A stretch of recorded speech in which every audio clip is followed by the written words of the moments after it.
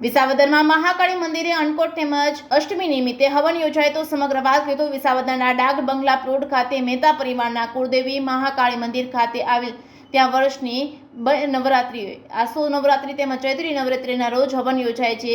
આ વર્ષે પણ અષ્ટમીના દિવસે હવનનું આયોજન કરાયું હતું, ત્યારે આગલા દિવસે સાતમના રોજ માતાજીનો અન્નકોટ ધરાવવામાં આવ્યો હતો। અન્નકોટ તેમજ હવનનો લાભ માતાજીના ગોટી ભાઈઓ તેમજ બહેનોએ અષ્ટમીના હવનનો લાભ લીધો હતો, ત્યારે સમગ્ર વિસાવદર શહેરના માતાજીના ભક્તોએ પણ હવનના દર્શન કરવા પધારી અને લાભ લીધો હતો।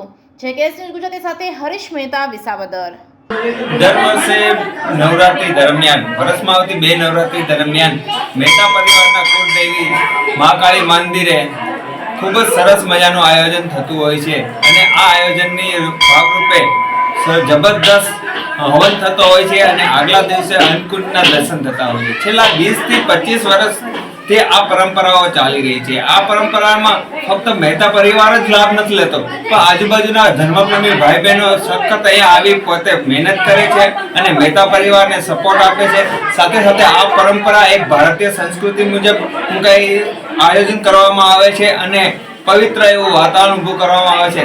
મહેતા પરિવાર એ એકદમ દૈવત્ય ધરાવતો પરિવાર છે અને સતત ભક્તિ અને બધાની સાથે સહયોગથી રહેવાવાળો પરિવાર છે।